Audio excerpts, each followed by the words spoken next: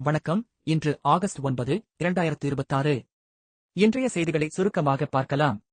நடிகர்கள், முக்கிய பிரமுகர்கள் தரிசனத்திற்கு அரசு புதிய கட்டுப்பாடு, ரீல்ஸ் எடுத்தால் கடும் நடவடிக்கை.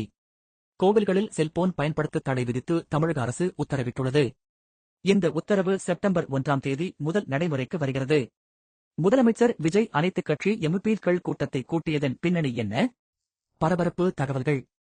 தமிழக வெற்றிக் கழகத்தில் புதிய பொறுப்புகள் அறிவிக்கப்பட்டுள்ளன.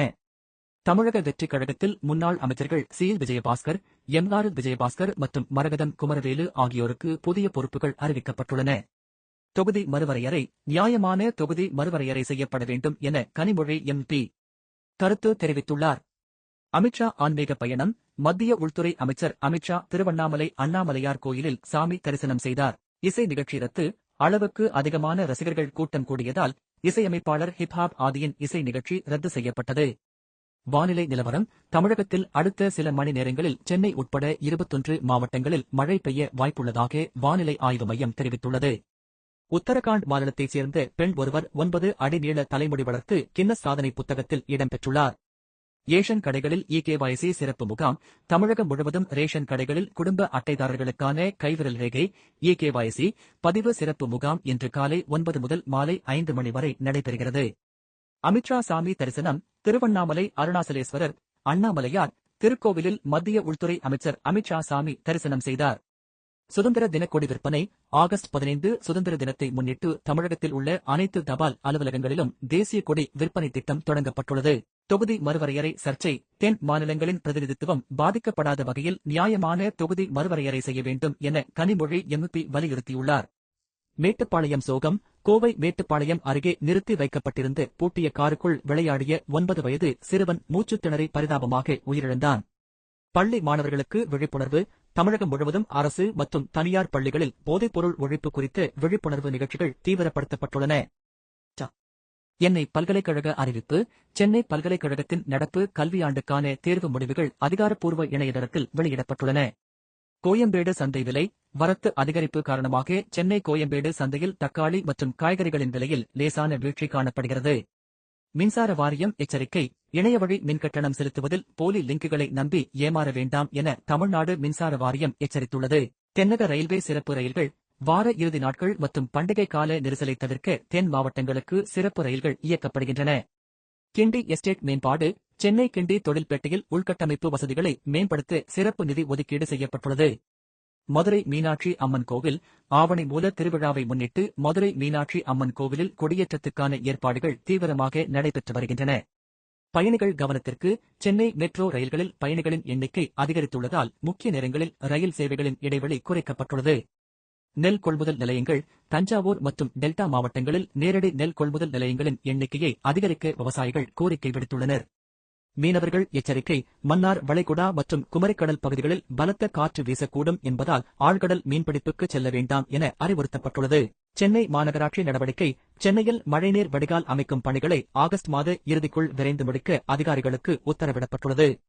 கல்லூரி சேர்க்கை நிலவரம். தமிழக பொறியியல் சேர்க்கைக்கான DNA அடுத்த கட்ட கலந்தாய்வு அட்டவணை வெளியிடப்பட்டுள்ளது. திருச்சி விமான நிலைய வளர்ச்சி. திருச்சி சர்வதேச விமான நிலையத்தில் இருந்து கூடுதல் வெளிநாட்டு நகரங்களுக்கு சேவை தொடங்குவது குறித்து பரிசீலனை நடைபெற்று வருகிறது.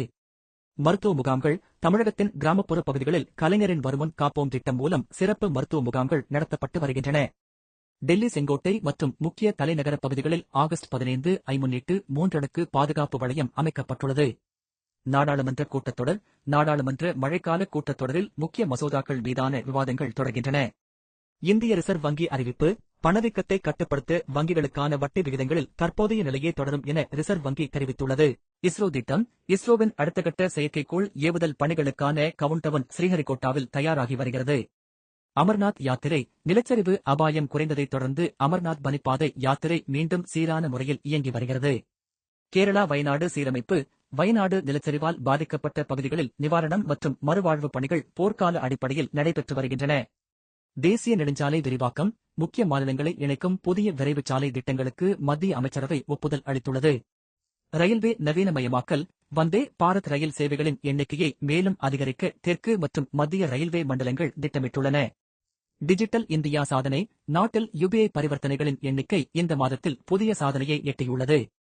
ராணுவ கூட்டுப் பயிற்சி. இந்திய ராணுவம் மற்றும் தோழமை நாடுகளின் படைகள் இணைந்து நடத்தும் கூட்டுப் பயிற்சி எல்லைப் பகுதியில் தொடங்கியது. பருவமழை நிலவரம்: வட மாநிலங்களான இமாச்சல பிரதேசம் மற்றும் உத்தரகாண்டில் கனமழை எச்சரிக்கை விடுக்கப்பட்டுள்ளது. விவசாயிகள் நலத்திட்டம்: பிரதமரின் கிசான் சம்மான் நிதி திட்டத்தின் அடுத்த தவணைத் தொகையை விடுவிக்க மத்திய அரசு ஆயத்தமாகி வருகிறது. பாகிஸ்தானில் நிலநடுக்கம்: பாகிஸ்தானின் சில பகுதிகளில் 4.3 ரிக்டர் அளவில் நிலநடுக்கம் பதிவானது. பாரிஸ் நிகழ்வுகள்: ஐரோப்பிய நாடுகளில் நிலவி வரும் வெப்ப அலை காரணமாக பொதுமக்களுக்கு பல்வேறு கட்டுப்பாடுகள் விதிக்கப்பட்டுள்ளன. அமெரிக்க தேர்தல் களம்: அமெரிக்க அதிபர் தேர்தலை முன்னிட்டு முக்கிய வேட்பாளர்களின் பிரசாரங்கள் சூடுபிடித்துள்ளன. மத்திய கிழக்கு பதற்றம்: மத்திய கிழக்கு நாடுகளில் அமைதியை ஏற்படுத்த சர்வதேச அமைப்புகள் தீவிர பேச்சுவார்த்தையில் ஈடுபட்டு வருகின்றன. ஜப்பான் இயற்கை பேரிடர்: ஜப்பான் கடலோர பகுதிகளில் சக்தி வாய்ந்த நிலநடுக்க எச்சரிக்கை காரணமாக மீட்புக் குழுவினர் தயார் நிலையில் உள்ளனர். கின்னஸ் சாதனை: உத்தரகாண்ட் மாநிலத்தைச் சேர்ந்த பெண் 9 அடி நீள கூந்தல் வளர்த்து சர்வதேச அளவில் சாதனை புத்தகத்தில் இடம்பெற்றுள்ளார். தமிழக வானிலை: வளிமண்டல சுழற்சி காரணமாக இன்று தமிழகத்தின் மேற்கு தொடர்ச்சி மலை மாவட்டங்களில் மிதமான மழையும் பிற இடங்களில் லேசான மழையும் பெய்ய வாய்ப்புள்ளது. சென்னை வானிலை: சென்னையில் நகரின் ஒரு சில பகுதிகளில் மேகமூட்டத்துடன் லேசான மழை பெய்யக்கூடும். பெட்ரோல் விலை: சென்னையில் இன்று 1 லிட்டர் பெட்ரோல் 107.77 ரூபாய்க்கும் விற்பனையாகிறது. டீசல் விலை: சென்னையில் இன்று 1 லிட்டர் டீசல் 99.55 ரூபாய்க்கும் விற்பனை செய்யப்படுகிறது. சிஎன்ஜி விலை: சென்னையில் இயற்கை எரிவாயு சிஎன்ஜி கிலோ ஒன்றுக்கு 97 ரூபாய்க்கும் விற்பனையாகிறது. தங்கம் விலை நிலவரம்: ஆபரண தங்கம் மற்றும் வெள்ளியின் விலையில் சர்வதேச சந்தை மாற்றங்களுக்கு ஏற்ப லேசான ஏற்ற இறக்கம் நிலவுகிறது. தங்கம் 22 கேரட் 1 கிராம் ரூபாய் 13,965க்கும், வெள்ளி 1 கிராம் ரூபாய் 250க்கும் விற்பனை ஆகிறது. ஹிப்ஹாப் ஆதி இசை நிகழ்ச்சி: அளவுக்கு அதிகமான கூட்டம் கூடிய காரணத்தினால் இசையமைப்பாளர் ஹிப்ஹாப் ஆதியின் இசை நிகழ்ச்சி ரத்து செய்யப்பட்டது. திரைப்பட ரிலீஸ்: இந்த வாரம் திரையரங்குகளில் வெளியான புதிய தமிழ் திரைப்படங்களுக்கு ரசிகர்கள் மத்தியில் நல்ல வரவேற்பு கிடைத்து வருகிறது.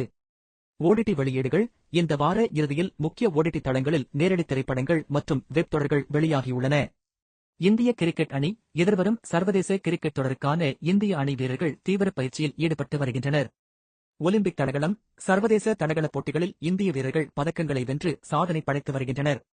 டி20 தொடர் தயாரிப்பு: உள்நாட்டு டி20 லீக் போட்டிகளுக்கான இளம் வீரர்களின் தேர்வை பிசிசிஐ முடுக்கிவிட்டுள்ளது. மீண்டும் நாளைய செய்திகளில் பார்க்கலாம். நன்றி, வணக்கம்.